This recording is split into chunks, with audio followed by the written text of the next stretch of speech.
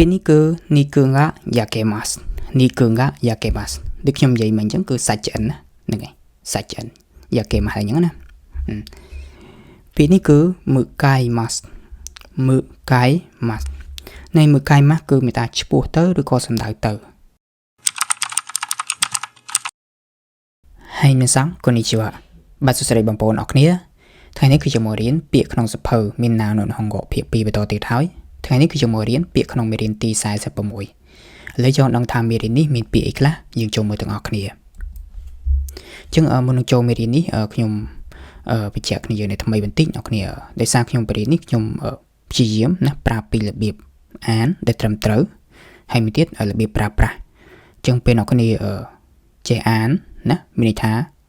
ទន្ទិញពាក្យក៏ត្រឹមត្រូវដូចគ្នាណាពេលអ្នកគ្នាអានខុសអ្នកគ្នាទិញពាក្យខុសហើយណាអញ្ចឹងកន្លែងនេះខ្ញុំចង់គ្នាប្រយ័ត្នអញ្ចឹងណាហើយអញ្ចឹងឥឡូវយើងចូលមើលទាំងអស់គ្នាតែម្ដងទៅហើយអញ្ចឹងពាក្យទី1អ្នកគ្នាបកគលឲ្យអីមួយគឺ watashi-masu ណា watashi-masu អញ្ចឹងបកគលឲ្យណាគេម្នាក់ណាបកគលឯកសារបកគលរបស់អីមួយណាគឺ watashi-masu ចូលថតថាបញ្ញាគេម្នាក់ឲ្យយើងបកគលណាឧទាហរណ៍ take a mic ណាសបត់ហ្នឹងបកគលទៅឲ្យបកគល A ឬក៏បកគល B ណាB សាំងនេះ watashi te kudasai ណាហ្នឹងសូមជួយបកគលឲ្យ B សាំងផងនេះហ្នឹងណាហ្នឹងឯងបកគលរបស់អីឲ្យទៅណាម្នាក់ណាតើនេះតនេះនេះហើយជាងនេះមានថាត្រឡប់មកវិញគឺ kaetekimasu ណា kaetekimashita ហ្នឹងហើយពេលឧទាហរណ៍ណាតែយើងថាពេលអ្នកគ្នាមកពីធ្វើដំណើរកំសាន្តអីវិញហ្នឹងណាមកផ្ទះវិញkaetekimashita ឬក៏ kaetekimasu បាទមកដល់ផ្ទះវិញនេះហ្នឹងតោះបន្តមកទៀតណាកន្លែងនេះឡានក្រុងឬក៏ឡានក្រុងចេញដំណើរគឺ basu ga demasu នឹងឯ demasu គឺមានថាតាមពិតពាក្យដើមវាចេញណាចេញអីមួយពេលនេះយើងប្រើជាមួយឡានក្រុងមានថាឡានក្រុងចេញដំណើរណា basu ga demasu ហើយពេលនេះមានថាអីវ៉ាន់មកដល់ឬក៏មកដល់គឺ nimotsu ga todokimasu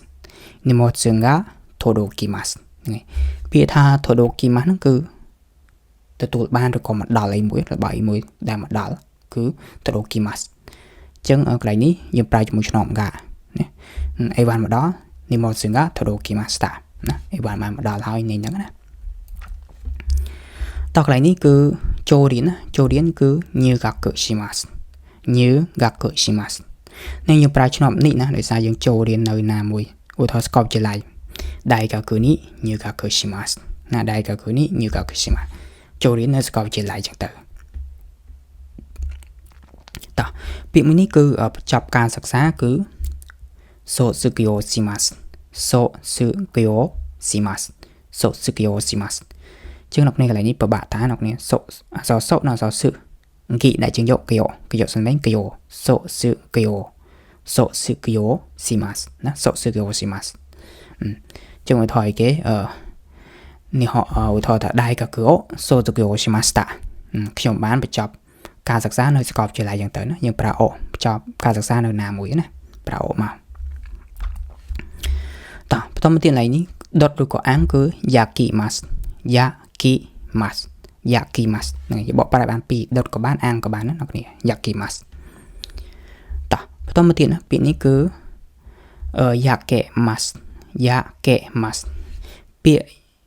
នេះគឺ yakimasu ដុតឬក៏អាំងនៅពេលឆ្អិនអ្នកគ្នាគឺអក្សរកាន់ជីតែមួយទេ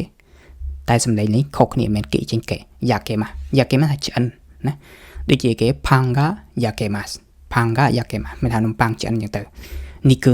yakemasu សាច់ឆ្អិនណាហ្នឹង yakemasu ឆ្អិនណាដល់ពេល yakimasu ដុតអាំងវិញវាស្តៀងគ្នាពីនេះប្រយ័ត្នហើយពេលនេះគឺ niku ga yakemasu ដូចខ្ញុំនិយាយមិញអញ្ចឹងគឺសាច់ឆ្អិនណាហ្នឹងហើយសាច់ឆ្អិន yakemasu អញ្ចឹងណាពេលនេះគឺ mukaimasu នៃ mukaimasu គឺមានថាឆ្ពោះទៅឬក៏សំដៅទៅអញ្ចឹងកន្លែងនេះឧទាហរណ៍មិត្តភ័ក្ដិយើងខលណាឯងដល់ណាហើយខ្ញុំកំពុងតែឆ្ពោះទៅហើយណាឥឡូវនឹងកំពុងតែទៅហើយmukateimasu ហ្នឹងហើយដោយសារវាក្រុមទី1ចេញ i ណាយើងបំបែកតេចេញ mukate ណា imamukatemasu ហើយឥឡូវខ្ញុំកំពុងទៅហើយកំពុងឈ្មោះទៅហើយពាក្យនេះមិននៅផ្ទះណាការមិននៅផ្ទះគឺរឹសហ្នឹងហើយរឹសមានថាអត់នៅផ្ទះនេះហ្នឹងមានម្ចាស់នៅផ្ទះឬក៏នរណាម្នាក់អត់នៅផ្ទះគឺរឹសណាហើយក្រោយនេះសេវាកម្មដឹកជញ្ជូនទំនិញដល់ផ្ទះគឺ takuhaibin ណា takuhaibin ចឹង takuhaibin គឺហ្នឹងហើយមានថាដឹកជញ្ជូនដល់ផ្ទះសេវាកម្មដឹកជញ្ជូនដល់ផ្ទះ takuhaibin តោះពាក្យនេះមូលហេតុអីមួយណាមូលហេតុគឺ gang in ណា gang in ចឹងឧទាហរណ៍តែអីគេមូលហេតុបណ្ដាលឲ្យមានឧបទ្ទវហេតុអីមួយចឹងទៅដូចគ្រោះថ្នាក់ឬក៏ភ្លើងឆេះចឹងគឺមូលហេតុអីមួយហ្នឹងគឺ gang in តោះមជ្ឈមណ្ឌលសេវាកម្មគេគឺ gas service center ចឹងពាក្យ3បូកបញ្ចូលគ្នាអ្នកគ្នា gas អ្នកគ្នាដឹងហើយ gas ពាក្យថា service ណា service គឺសេវាកម្មហើយ center មជ្ឈមណ្ឌលលេខ1ណា center ចឹង gas service center ណាមជ្ឈមណ្ឌលសេវាកម្ម gas ហើយពាក្យនេះការ gas គឺ gas range ណា gas range ជាក្រាន gas ណា gas អ្នកគ្នាដឹង gas ហើយ range ជាក្រានណា gas range ហើយពាក្យនេះស្ថានភាពឬក៏អាការៈជំងឺរាងកាយរបស់យើងគឺអានឹងគឺអាយណាគឺអាយកាវរុយですねស្ថានភាពឬក៏អាការៈរាងកាយឯងមានន័យថាអត់ល្អនេះហ្នឹងចឹងគឺអាយឡើងហ្នឹងគឺសំដៅលើសុខភាពអាការៈរាងកាយរបស់យើងណាឈឺឬក៏មិនឈឺអីមួយណានេះហ្នឹងគឺអាយចឹងពាក្យរបស់យើងគឺបញ្ចប់ប៉ុណ្ណឹងគ្នាហើយបងប្អូនគិតថាវីដេអូខ្ញុំលឿនអ្នកគ្នាអាចមើលម្ដងទៀតទៅហើយយើងព្យាយាមណាទន្ទិញពាក្យឲ្យត្រូវណាពេលយើងមើលវីដេអូហ្នឹងទៅយើងប្រយ័ត្នហ្នឹងហើយពេលយើងអានត្រូវអ្នកគ្នាទិញពាក្យឲ្យត្រូវដូចគ្នាអញ្ចឹងណា